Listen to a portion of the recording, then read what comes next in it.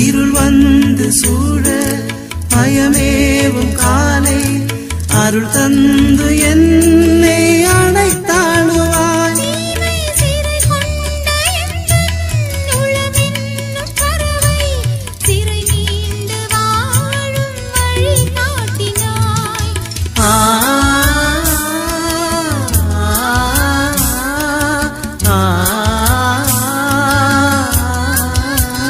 நான் சிறை மீண்டு வாழும் வழி காட்டினாய். குறையாத அன்பு கடல் போல வந்து நிறைவாக